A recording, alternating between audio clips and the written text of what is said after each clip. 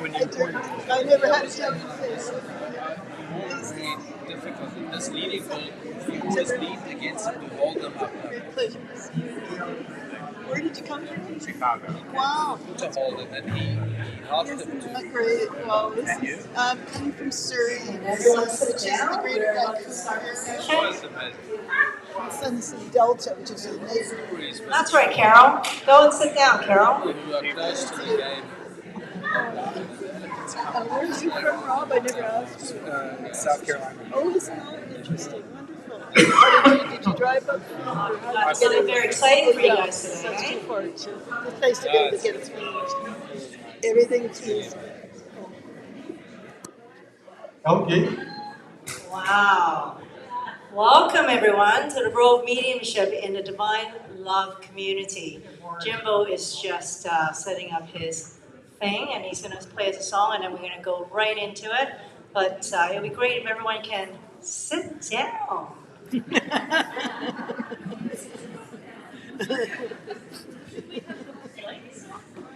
want the lights on. The performers are right here, right? Yes. Okay, Jimbo, I'll leave it to you.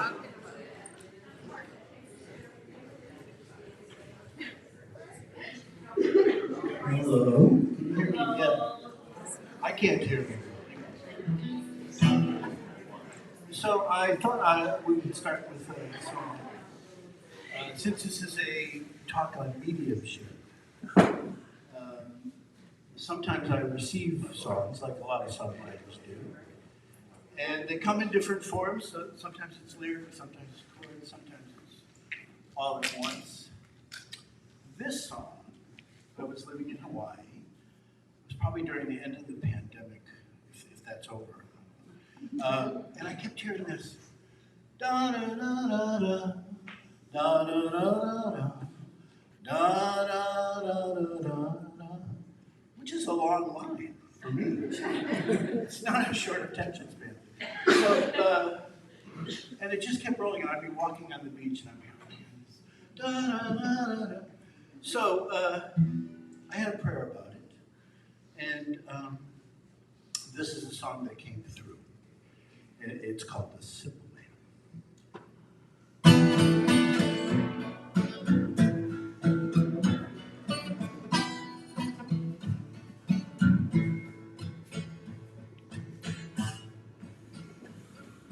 Running out of time, running far behind, living in a danger zone. I'm a simple man, I need a simple plan, a prayer to carry me home. And my heart keeps beating like a talking, calling out for you. When my soul is waiting on the turnaround, may your love carry me through, carry me to you. Feeling all alone, I was sinking like a stone. Oh, those waters are deep, but keeping hope alive so children can survive. It takes a little faith to see. It's the heart that matters when the chips are down and the world breaks us in two. When our souls are singing lost and found, may your love carry us through, carry us to you. Your love is the key that opens the door to every heart. It's true. All we can do is pray and let love find a way back home to you.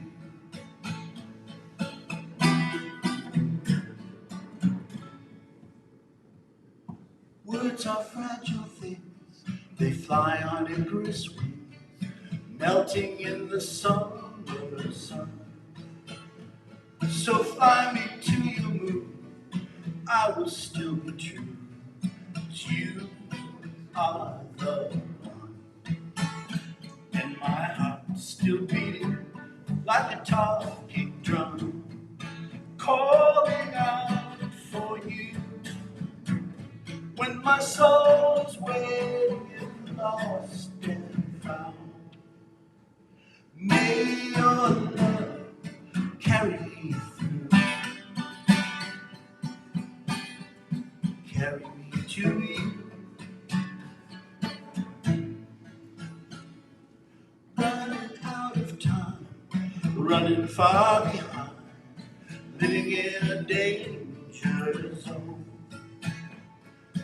I'm a simple man, I need a simple plan, a prayer to carry me home.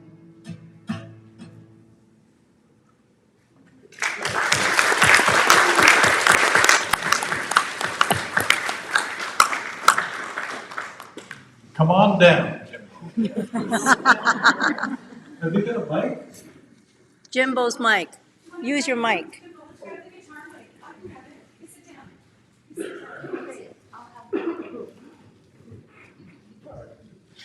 Were you crying? Probably. Such a sentimental guy. I really, no sense. Not whatsoever. Yep. Nope. Oh, he's got one of these Yeah, well, dude. yeah. Because I've been a medium longer than you.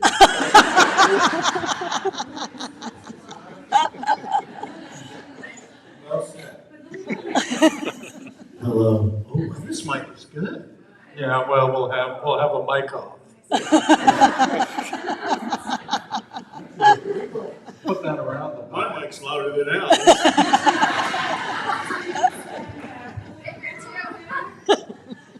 Okay, not that far. I can move it. Well, it was working. That was. This is because they haven't prepared their talk. Yeah. They stalling. Had two sections because the first one is just getting set up. So, I'm supposed to say an opening prayer. Please do. Okay. We'll just have a short little prayer. Dear God, may we come together with the desire to learn about how we might communicate with your angels, to feel them, to know them, to see them. That this is all part of your blessings for us. That we may indeed come to know the faculties and gifts of our souls, so that as we take this journey towards a one with you, all of these blessings may come to us and be with us in joyful orchestration and music of the soul. We thank you, we love you. Amen. So, we're going to introduce ourselves in case you don't know who we are. Oh no, better go and get it. Your name tag. That was so I could remember. Yeah.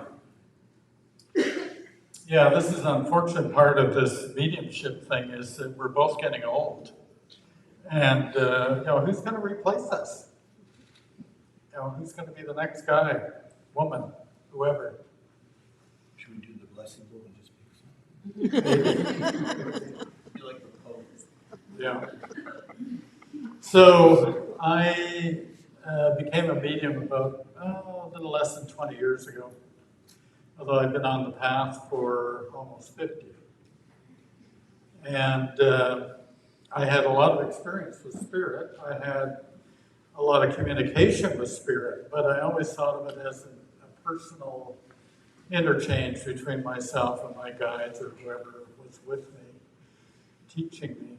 And it was a wonderful journey to go on, because to have that extra dimension of experience in divine love is very helpful, because this journey is contradictory to the journey of life that we're taught about. And so we need a lot of support. You know, we feel it in our gut, we feel it in our soul that we want to take this journey, we want to be with God in His love. And yet, there are many things about life that take us away from that desire. But when you have a sensitivity to the other dimensions of life and to the spirit world, then that in itself can be a complication, but more or less, it's a great blessing. Especially when you're dealing with the higher spirits, with the angels. Then they come and communicate, and they're always eager to do it. They're always eager to help us, to educate us, to uplift us, to support us, to surround us. Because they know, they know more than we do what a difficult condition it is that we live in spiritually. It's very difficult. So that they're with us. And this is why they like to communicate through mediums, in order that those of you who may not have some gifts of interconnection, of mediumship, of sensitivity to their presence, at least you may have some benefit of their communications, and to prove to you that they are there to support you, whether you're aware of it or not. Anyway, I found out about it because my guide Andrew, who I'm quite familiar with, and we speak with words back and forth in my mind, he says it's time to step forward. And I said, oh yeah, and do what? He said it's time to step forward. And I said, yes, but to do what? And he says, we wish to speak through you. What? Me? Because we had our dear friend Barbara, who is a wonderful medium. And we all became reliant on her gifts, not thinking that maybe it was time to step forward with our own. So I said, well, I guess you can try, but I'm very doubtful anything would come through. And so I went to our Monday night circle, and I said, this is the guidance I'm getting. So maybe somebody might speak. I said, I don't know, but be forewarned. So sure enough, I forget who came through, but somebody did. I think it was Kia, wasn't it? And she spoke quite well. And one of the things she said, oh, we've used this instrument before, but he hasn't even known it. So, anyway, it began a long, long journey of getting used to this kind of relationship, this rapport between myself and many other spirits. It can get quite interesting trying to figure out who the heck is here now. Because sometimes, if I'm in good condition, I usually know quite readily, and other times, I don't really know, and I have to keep asking. It's like I'm going through a Rolodex. Is it so-and-so? Is it so-and-so? I usually can tell whether it's a male or a female, but that's as far as I get. And sometimes they'll show me a bit of clothing, or their face, or something. 6 fingers? Or 6 fingers in the case of Orion. That was his first communication with me. He held up his hand. And it had 5 fingers on his hand and a thumb. I thought, oh, that's different.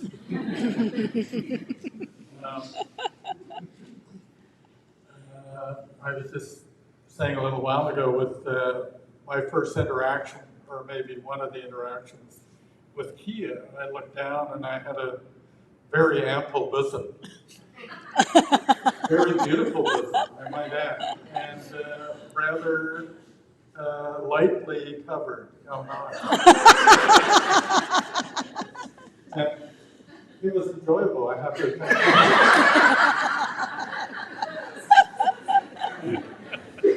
said, oh, this is what it's like to be a woman. Anyway, there have been all kinds of experiences, and here I find myself here with these damn bright lights on me, lights up and all this stuff. I don't really. If I'd known this, I would have said no more. Anyway, that's kind of my story. So I think Jimbeau, you're going to. You covered it, Al. No, you tell the story. Well, too. usually I'm the one who tells the jokes, and Al's a serious guy. But I told him this morning I had a dream about him, and I was going through all these cabinets, and he came in the room. He said, "What are you doing?" I said, "I'm looking for your sense of humor. You know which cabinet you left it in." So I told him today he could be the funny one. Oh, thank you. So It happens sometimes.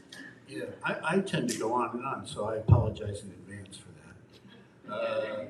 Where do I start? At the beginning. At the beginning. Chicago, 1950, hospital. St. No, it's not. Okay. So I was introduced to divine love in 1987. Up until that point, I had been kind of a Hindu, Sufi, Gurdjieffian. I don't know. I thought if I could read all of the spiritual books, that I would be enlightened. That seemed like a good thing. Maybe sainthood or something. So I read as many as I could. And I had gurus, and I grew up as a Catholic, so I went from Catholicism to Hinduism, mainly because I wanted to have an experience. Because I saw these Hindu guys that could tap you on the head. I said, well, I want that. That sounds better than a wafer. If they had Kit Kats, I might have. Only in the back room. Anyway, where was I? So I found myself in Austin, Texas, and everything was kind of failing. And I would say a lot of people here, and I've spoken to, I don't know all of you, but many of you have had a similar experience where you find yourself in a deep, dark hole, and whatever you're into isn't working. And that crisis precipitates a prayer, or maybe a series of prayers. Somebody told me the other day, Phil said he prayed for 24 hours straight. In my case, I got rid of the picture of the guru and all that stuff, and I just lit a candle, and I prayed to God. Dear God, I am in a deep, dark hole. I've been standing on my head for 20 years, doing mantras, going within, meditating. It's not working. Something's not right. Please send me someone who has truth, who has whatever I'm missing, who has light. So within a week, I almost literally ran into a person outside of a folk club where I had been playing some music. And should I be telling all this? Oh, keep it short. All right. And it was Care, and she just had this light around her. And me, I'm coming from this deep dark hole, and she's talking to me, and she's just radiant, and I'm thinking, wow, whatever this person has, I don't have it, And so I spent a month. I'll try to keep this somewhat short. I spent a month looking for her, found her. A friend of mine found her, said she'd be at that coffee house the next day.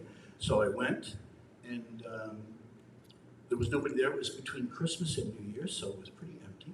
We're having some tea, and we immediately get into a spiritual discussion. She said, so what's your spiritual life? And I said, I'm a Hindu. And she said, a Hindu? Were your parents Hindus? I said, no, they were Catholic. And she said, oh, that would explain a lot. So we had this discussion, and then she said she was a divine love kind of Christian prayer warrior. And she would have prayers when she was working with homeless people, and therefore she wasn't in any particular place. And that the angels talked to her. And we had a brief discussion on Christianity. I said, I really have issues with it. And she said, I'm very open-minded. Tell me. And it was like the Trinity. She said, no such thing. Mary Virgin. She said, no, 8 children. Mary's very funny. She's a wonderful soul. We went down this list, and Jesus' blood doesn't redeem you, and it's all about. And I said, what about the Holy Spirit? She said, no, that. She said, your spirit is the active energy of your soul that people feel from you. And God's spirit is holy. And when you ask God for love, his spirit conveys the love into your soul. I thought, this is terrific. What kind of Christianity is this? You know? So I said, so what about these angels? And she said, oh, you want to go see where the angels talk to me? And I said, yes. So we drove out of Austin, and in those days there was nothing out there. Now it's all shopping malls and stuff. But and it turned out to be the home of the 2 ladies who ran the coffee shop. And I started to walk in the house because I knew them, and she said, no, not here. We went to a clearing, which was grass and these beautiful pine trees, unusual for Austin, Texas. And she had a prayer on the way out there, and I was really worried it was going to be one of those kind of prayers like, you got to join my church or you're going to hell or something. It wasn't. It was absolutely beautiful. So we get there, and I'm already floating, and she kneels down, she goes into prayer. So I kneel down, and she has this prayer, and it's just beautiful. I don't remember the words, but her prayers were sensational. And I'm closing my eyes, and this light is flickering. And I don't know if somebody's flashing a light on me or if it's the moon. And I look up, and there's 2 angels, and they're like 20 feet tall. And they're made out of light, and one's a man and one's a woman. And now I'm peeing in my pants. And I closed my eyes because I couldn't handle it. And I could still see them. So I felt them come up to me, and they put their hands on my shoulders. And the man said, don't be afraid. We love you. God loves you. Don't be afraid. Go in peace. And they were gone. So that changed my whole life. And later on, Kara introduced me to the pageant messages. She was a medium. She often said this is going to happen, and it would happen. And I have 100 stories to tell about that. But moving along to the mediumship thing. So she passed away, as she said she would, in 1992. And I got connected with the larger Divine Love group, mostly in, where does Kathy live? Santa Cruz. Santa Cruz, right. So I would go to these retreats. And I met Alan Jean in 2014. Is that right? Yes. And I was causing trouble. Yeah, you were. And I was You very know what? upset. That's another story. So at that retreat, there was no channeling allowed. It was done by the Foundation Church of the New Birth. And Al was, of course, channeling in his room. I wasn't allowed to, but I did. Yeah. See, so you're a bad guy. Well, it was your influence. Anyways, we did become friends, and I traveled a lot with Al and Jean and a group of people when we went to Europe and, England, and I went to Ireland, and we went to Australia, and we did these retreats, kind of like this, but not quite as wonderful. And I would do a song, and maybe have a prayer, be the prayer guy. And at some point, Al said, oh, I gotta include this, okay. 5 more minutes. Okay. So we were at a retreat. We were at a retreat in Northern California, and I wanted to go down to San Diego to see my stepson. And Al and Jean said, we're going to San Diego, and we'll give you a ride. I said, great. So we drive down there. We don't make it in time. And I said, could we go to the Self-Realization Gardens, Yogananda Gardens? Because I've been there with some Divine Love people. It's great. There's the love. It's great.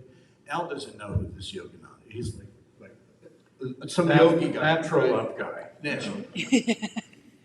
And Jean's like, well, we have friends in San Diego we need to see. Anyway, so we get down there. We're too late. So that night I had a dream, and Yogananda said, if you come to my garden, I will be there.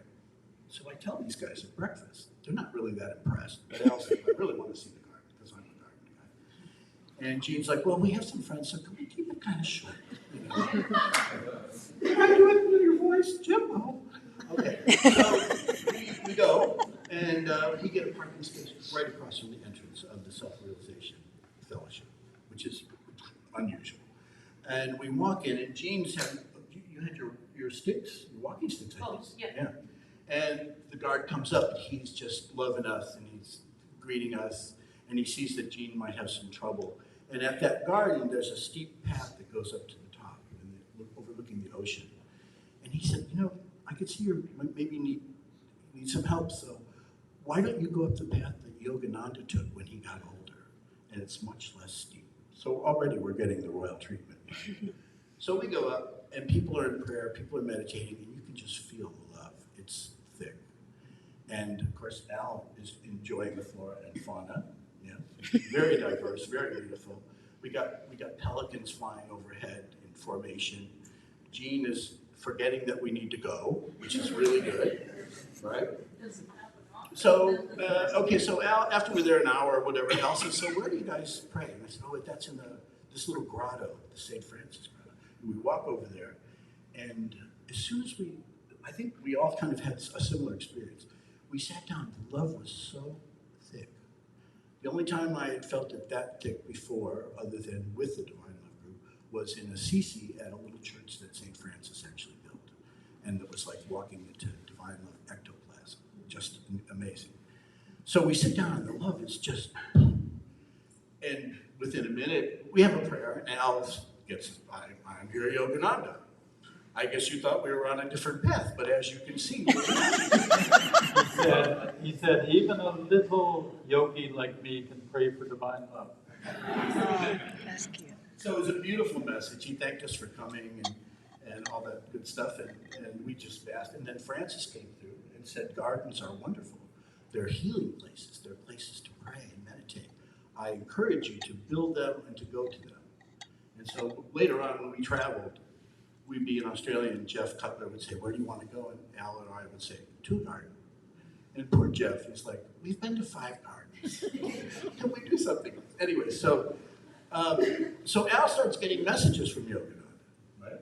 Yep. Lots of messages. And at some point, I think we were in Australia, and Al says, Yogananda wants to do messages through you, and you're going to write a book about this. And I think, no, I don't do that. I do prayers and I play guitar. And he said, no, he's very serious about this. He really wants you to, because you have this background in Hinduism and he thinks you would be good. Something like that, right? Yeah, there's similarities. Yeah. So a year or so goes by, and I've completely kind of forgotten about this. I've kind of blown off this idea. And it's my birthday, 2019, and I got this long message from Yogananda in the form of kind of an argument. And I recorded it, because I don't know what's going on. I think, I'm just imagining this, but I'll record it, And he says, well, you and I are not that different. So number one, that's strike one, right? Here's this really great yogi, and he's telling me. And I'm like, no, I don't think so. He said, no, listen. He said, my mother took me to temple every day, and we did puja. And my parents wanted me to become a monk. And in my tradition, that's what happened. He said, your mother went to mass every day, and didn't she take you quite often? And didn't your parents want you to become a priest? And I said, yeah. So okay, I'm busted on that front. And he went down this list. I won't go through them all. He went down through this list of things. And he said, in my culture, I became a monk, and because of the Cultural Revolution in the 1960s, you got into music, but you never forgot your spiritual. And you studied all these people, and you had gurus, and you did all this stuff. And it led you to divine love and your partner, and he said, and we both sing and we both write songs to God of praise and sing. And I thought, he doesn't sing. So he's telling me all this stuff, and I looked him up, because I had read Autobiography of a Yogi when I was young. But I looked him up, and sure enough, he had a couple of record albums where he sings, praise to God, he said, okay, I'm busted. And he sings not that much better than me. So, so I get this message, and then the next day, just by chance, I'm going to Gibson's. And we're there, and we're in the sanctuary at Al and Jean's, and we're having a prayer, and Yogananda comes through to me, and he's like, I want to speak to you. And I'm like, I'm not doing this. I'd be embarrassed. I'm an idiot, and I'm telling you this thing internally. no, I definitely want, I could feel it. He's like standing behind me. And so I said, I'll make you a deal. This is so Chicago. I'll make you a deal. If you'll speak through Al, and this is all, of course, silent conversation. It's an internal conversation. I'll agree to take messages from you. And I think, I cannot lose this. There's no way. It's going to be Augustine. It's going to be something. And 30 seconds later in this prayer, I am Al. I am here, Yogananda, my reluctant brother. doesn't really want to take a message today, so I'll speak through this one. And I'll give the brother a message another time. Yeah. So that was the beginning for me of getting it. And it took a long time, and I still can be somewhat reluctant, but I'm just amazed at what comes through. And I would say, I know we're going to cover other subjects. For me, it was just like getting a song. If you're going to receive something, if you're going to receive something blessed and celestial, you want to be in your soul. And for me, the pathway is the heart. I want to go into my heart, and then I want to open that up and ask God to open up my soul, and then things come through. And we've talked about when we get something. It's kind of like being, in Star Trek when they beam you up. It feels kind of like that to me. Thank you, Jimbeau. You were fairly concise. Thank you, Jimbeau. So I think what we want to talk about now is how are we different? Every medium is different. The background of the medium, and as Jimbeau was talking about his journey of seeking through various Eastern philosophies and whatnot, that makes his perspective different from mine, because I began very young. I was in my early 20s, and my search kind of began and ended with divine love. What a blessing that was. I mean, I have to go through all the Christianity and all the other stuff in order to get there. I kind of did the fast track. And thanks to our beautiful Barbara, who took it on. The Spirit asked her. First of all, they told her that there was somebody coming to mentor. And when I arrived, I had a light bulb over my head when she met me. And she says, oh, that's someone. So, anyway, it began there. So I have read Paget's probably a dozen times to begin with. So that was kind of my indoctrination. The language. You learn the language. You learn the philosophy. You learn how it's done and all of that. Of course, we had a Divine Love Prayer Circle for many, many years, over 30 years. We would get together once a week on a Monday night and pray together. So we had that. So we had all this background, all this foundation built. And so it became, I don't want to say easy, but it was clear to me what it was that I was to do as a medium. I didn't want to give messages to people about their long-lost grandmother or something. That didn't appeal to me at all, quite honestly. I wanted to be a celestial angel messenger. And that's what Barb was, our friend Barb. So she was my example. And so I kept with that. And when they did come to ask me to be a channel, I also bargained with them. I said, look, I'm going to do this. I want protection. Because I was well aware that there are all kinds of spirits out there. There's a whole bunch of spirits of all different levels, all different philosophies, all different light or not light. And when you become a medium, you're a walking target for these guys. They will want to speak through anybody. And many of them who are earthbound really want to speak because they don't know what's going on, and they can see that you feel them or you sense them, you see them, whatever. And they want to communicate. So I said, if we're going to do this, I want protection, and I only want to do celestial spirits. That's it. That's my deal. Me too. And they said, yes, of course. That's absolutely what we'd like to hear from you. That, you're going to be with us. And so that began the journey. And so you will see it in the messages. You will see the language.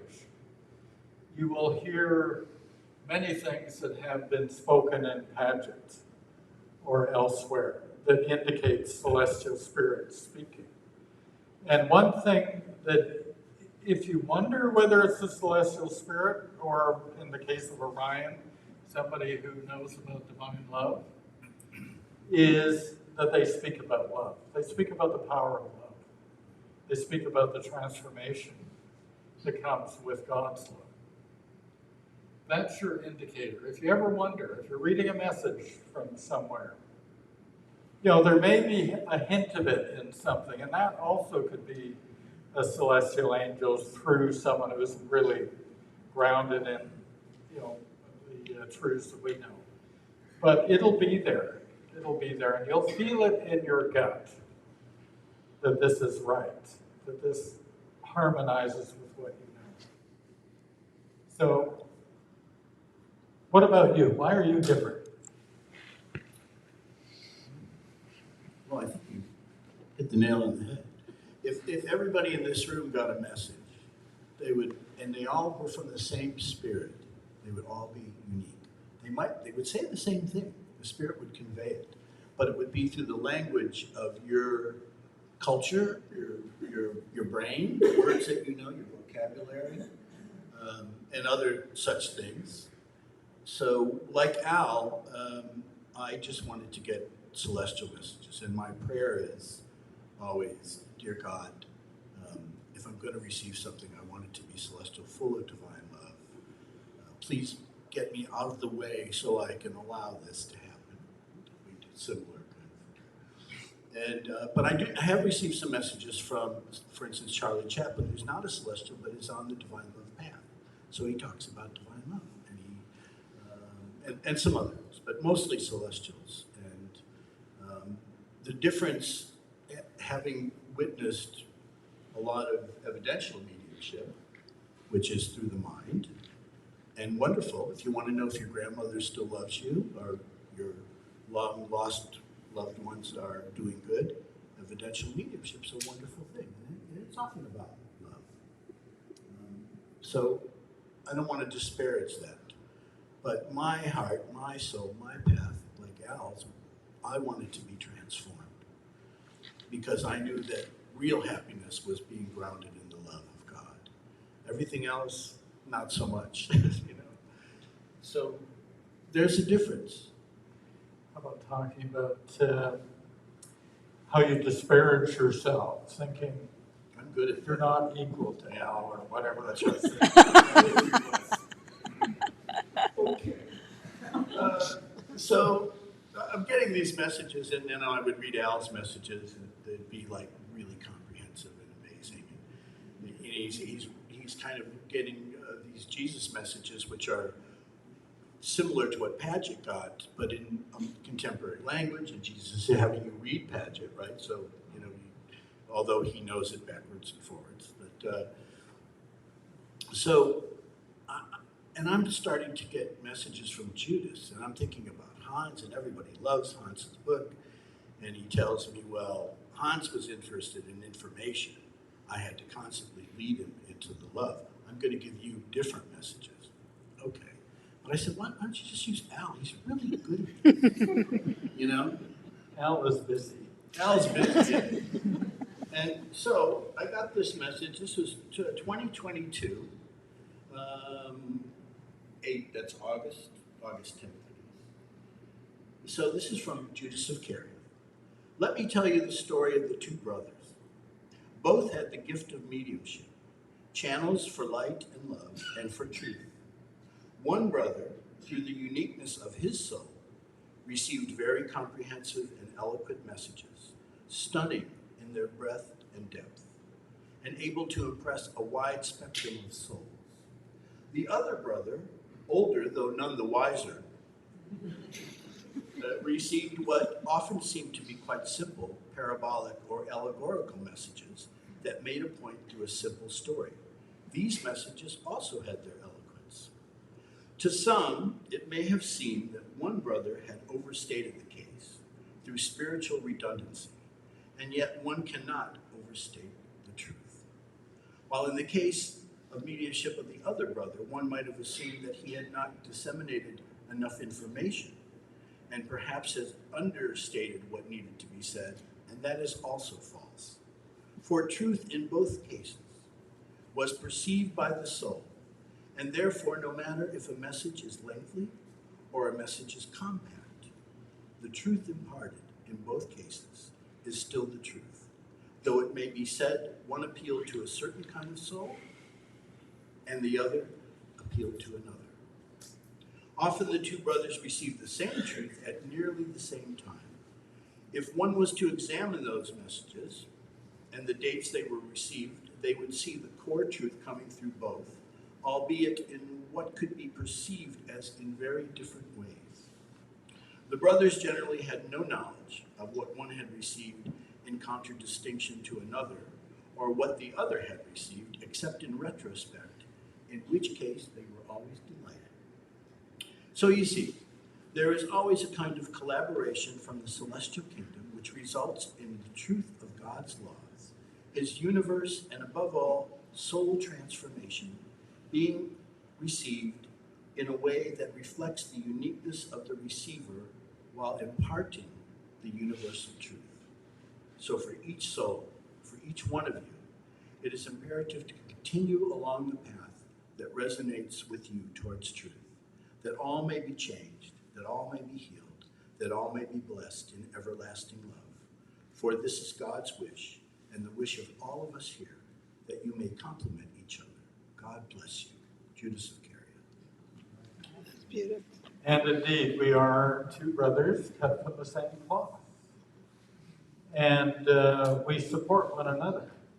You know, we share our experiences, we share the messages, and at times we try and bolster the other one up, you know, depending on what's going on or, you know, whatever the situation might be. So God provides this fellowship, this brotherhood, and it doesn't have to be just exclusively Jimbeau and I. It could be Jimbeau and say Elizabeth Mack, or Elizabeth Mack and I, or whatever. There are lots of ways that we can support one another. And what is important is that we can kind of be the check for each other as to whether things are going along well, whether, you know, this is okay, because, you know, you don't have control here. Spirit has control. So sometimes you feel out of control, and it's not a good feeling. At least, you know, Jimbeau is not a control freak. He's the opposite. I'm a little more of a control freak. Not a big one, but Let me wear a hat, though. yes, indeed. And so I think in Jimbeau's case, he gets more of a wide spectrum of spirits, because he's not so concerned about who it is. He's more concerned about what they're going to say. So it could be Charlie Chaplin or somebody like that. Fred Well, Rogers. or Fred Rogers or somebody like that. Phil's friend. So he's covering this kind of spectrum, and I'm covering another kind of spectrum. And my theory and my feeling about mediumship is that each gifted individual will bring another kind of hue to the rainbow, another color, that makes a beautiful tableau of color, of perspective of truth. And I think that's why we need more. Can I give an example? Sure, go for it. So not too long ago, Elizabeth contacted me, and I had done it was a Monday night group, I think, and I had received, was it Luke? Did I get a message from him? You don't know. Okay. She said, well, I heard you got a message from Luke on healing or something. And she said, I got a message from Luke today. This morning. I had no idea. But, I wasn't in the group. And somebody told you that I got this message. And so she sent me the message. We shared messages. And they were the same message, but one through her unique soul and one through mine. And that was just confirmation of everything Al just kind of mentioned. Yeah, and what's the foundation? Foundation is divine love. The law of attraction indicates that if you want a celestial angel to come close, it's because you're desiring the gift of divine love. Now they can, and they do come close to many other individuals who are not so grounded in divine love, but they can't maintain that relationship for long unless the individual is responsive and starts opening up to that truth. So for divine love mediums, if they think they want to be a medium first and pray for divine love second, I don't think it's going to work. It's got to be divine love first. And Jimbeau had been praying for divine love for a long time. So had I, before we became mediums. And we were both invited, although they used me to invite him. And the resistance that Jimbeau gave is far greater than myself. I was young. I was kind of okay. Let's go with this. Although I really was skeptical about my gifts, and I think most of us are. If you're in that position, if you feel you want to go to that place, you kind of wonder. I mean, am I good enough? I mean, I think both of our worries were, I don't want to make a fool of myself. That was something that I had said internally to Yogananda at one point. I said, I'm going to be an idiot, a fool, if I do this because I don't know what I'm doing. And the message came through. He said, it's better to be a fool for God than a king of men, or something like that. Okay, I'm busted again. Well, you won't let me get away with anything.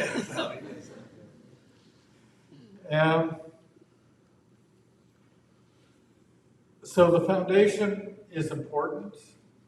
I mean, we're all curious about mediumship. You wouldn't be here if you weren't curious about it.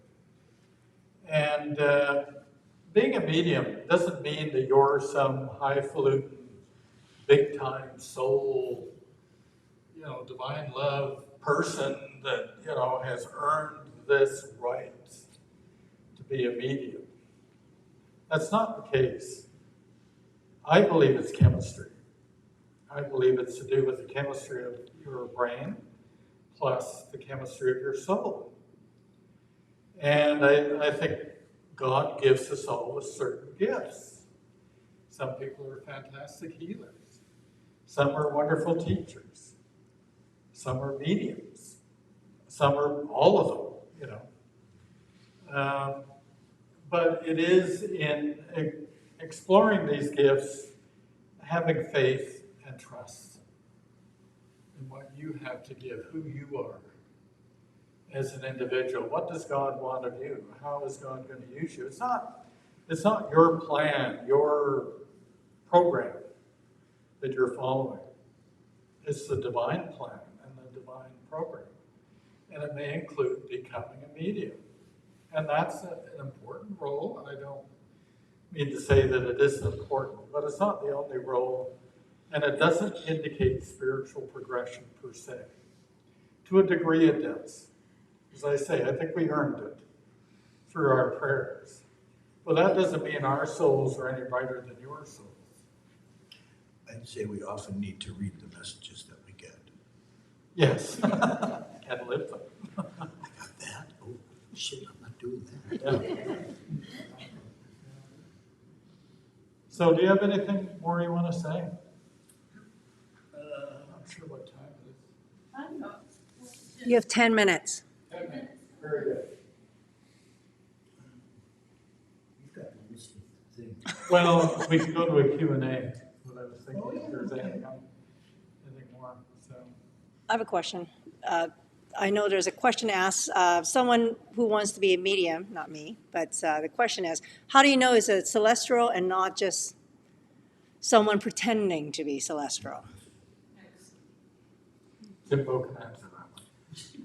Yeah. Well, I would say, first of all, the difference between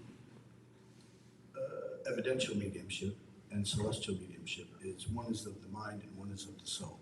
And it's interesting, I was in Burnaby at the Spiritualist Church, and a woman had just come back from the Spiritualist University in England and said, I did this whole course, and you know what? It's really of the mind. What you and Al bet is of the soul. And he said, I can see the difference. And so that's one thing. The other thing is that the celestials, as Al had mentioned, are always going to, no matter what, you might want to know something very informational about the chakras or whatever. They're going to bring it around to divine love. They're going to bring it around to prayer. And I often get at the beginning, I come in the love of God, or I'm a disciple of the Master. And it's kind of a signature, and you kind of know and you can feel it. So that's my answer. Celestials have a certain feeling around them. I think you all know that. And they said about this gathering that there's going to be one close to each one of us. Are we not feeling their presence? They are buoying us up with love. And love is the signature. Divine love is the signature. So, and also in the message, there will be something said about divine love, something said about the importance of love and whatnot.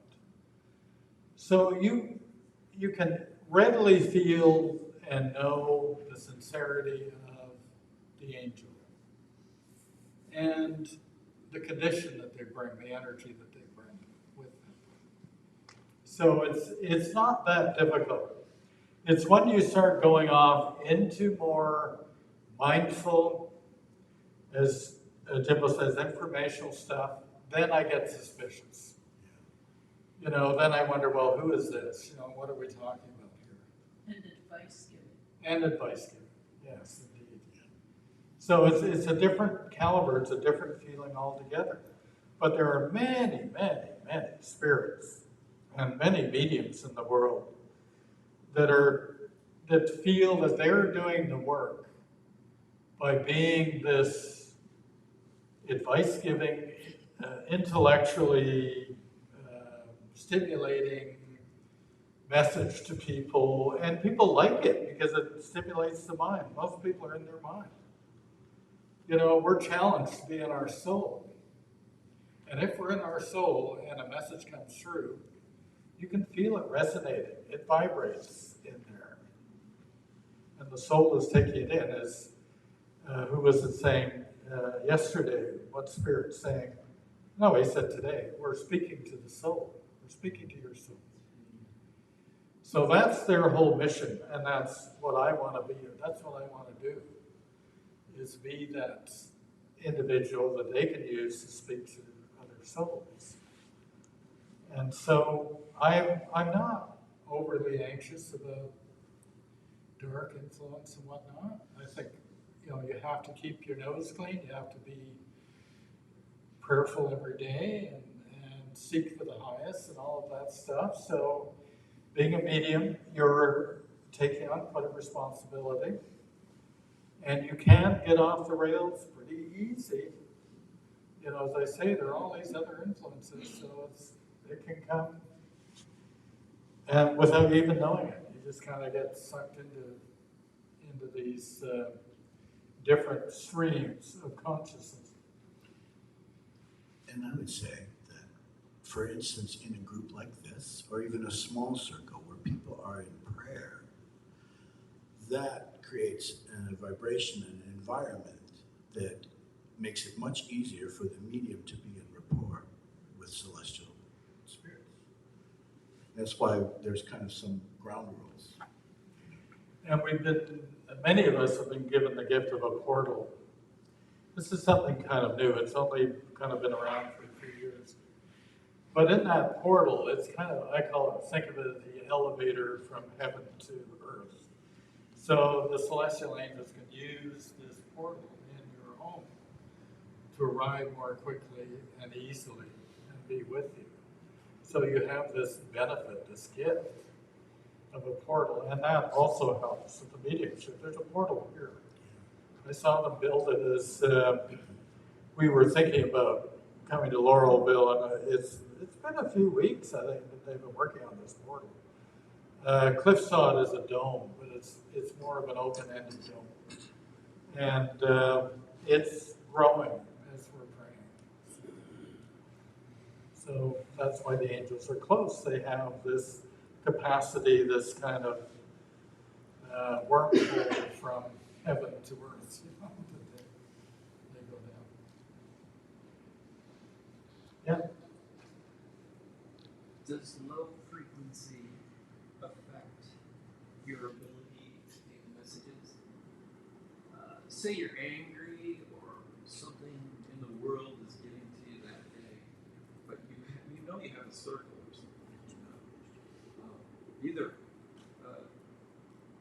does that affect your ability to get into? There's something called prayer. So you say, "Dear God, help me and help me now." if I've had an argument with somebody, I mean, Tina and I have a fight.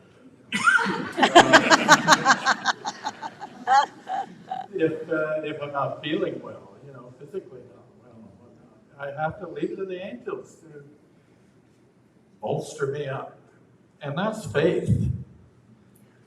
Mediumship involves a lot of faith to believe that this is going to happen. I mean, I come here and, somebody said yesterday, "Well, is Jesus going to speak today?" And I said, "I don't know." Like, No pressure. no pressure, but, I've said this a couple of times, I don't set the agenda. It's up to Spirit. I just show up and try and show up in the best condition I can be in and with the highest intentions I can have.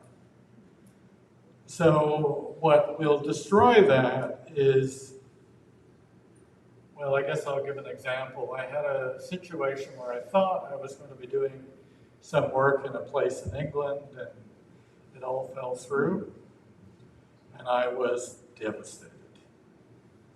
And so I shook my hand to my spirit guides and said, "This is what you led me to. This is what's happening.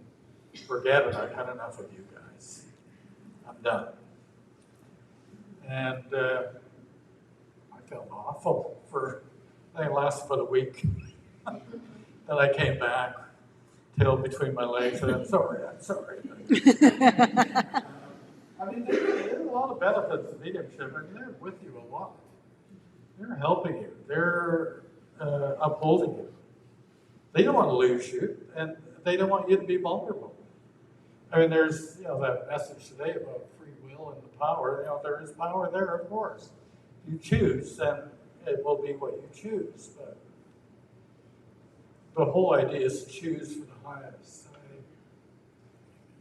I would much rather have an angel speak through me about a higher truth than a spirit talk about some intellectual idea of something. So that's what spurs me on. That's what motivates me to do what I do. And it's a wonderful life. It's a wonderful way of living. And in my senior years, this is, what more could you want with a purpose like this? And to do what I do, it's just wonderful to meet all you guys. Sit here in the bright lights. I noticed one thing that helped me out a lot, because I could go back to zero, just like Al and say, "You're really pissed off or upset." And I got some guidance one day that I was really angry. It was something that I did that was just stupid, probably dropping a plate on the floor, something simple, but you're just like, oh. And I noticed that all these darker spirits, lower spirits would jump on you. Throw that plate against the wall. That's something you would generally do. And what to do? And I mustered all I could and just had a prayer. Okay, I know you guys are really enjoying making me really angry, so I'm going to have a prayer and ask God to bless you with love. And 3/4 of them leave immediately. And then you start the prayer. And you start to feel the change inside from this closed, angry fist to, and then they go. If they stay, it's because they want a healing, they want a blessing. So I've had a little bit of that experience, and I think it's just practical for everybody. It's hard to get though, hard to turn that wheel around and open up and when you're angry because the lower spirits are really enjoying your anger. You know. Anyway, so that's my take on it. You mentioned when you're angry, you kind of close down, and then you pray and you open. Can you talk a little bit about the opening and radiations and opening to allow It's all about prayer. And the angels have said, not only through Paget, but through Al and others, that the heart is the doorway to the soul. So, for me, it's like people don't, when they say, how are you doing? They're not wondering what you're thinking about generally. They're asking how you're feeling. Are you happy? Are you unhappy? Are you sick? You know, whatever. So, for me, I go into my heart, whether it's troubled or happy or whatever, I go into my heart. And I just try to open it and allow. And then you ask God for the love. And now that you're open, what I feel happens is God opens up your soul and his spirit puts the love in. But I got a message just a week ago, I think it was from John. He said, it's all a matter of the heart. And I thought, yeah. So does it, and there are degrees, and you receive a certain amount of divine love when you're on the path, and you're thrilled because you felt this bliss, this anti-gravitational, the world above the world or whatever, you know, it doesn't have weight. And then suddenly you find yourself in some other space. You have the love, but you can't seem to get more of it. And this happens to a lot of people. And it's because you need an expiation. You've got a wall somewhere in there that you don't even see, you know. And so, and sometimes it involves tears and lots of prayers and whatever it is for every individual. I just know in my case. And the song "O Holy One" came out of the expiation. Everything was kind of going wrong. And I just sat on the floor and I started having a prayer, and it suddenly felt like a song, so I started playing along. And so I think every expiation is not an indication that you need to go, oh, you know, I need to throw this out, this isn't working. It's an indication that prayer, you don't even need to know what maybe you were withholding. You just try to open up and receive the love. That's my method. I hope that's helpful to people. Yeah, I think we're out of time. And we're going to continue on with the conversation next time. So I hope you all show up on Sunday. No, it's not tomorrow. And we'll try and be entertaining and maybe do some mediumship. And we'll get Jimbeau to do some mediumship. And we'll see how it goes. I mean, we've covered a lot of ground, and we'll kind of review what we've done and figure out what more we can talk about. I mean, there are many stories that we could go on and on about that.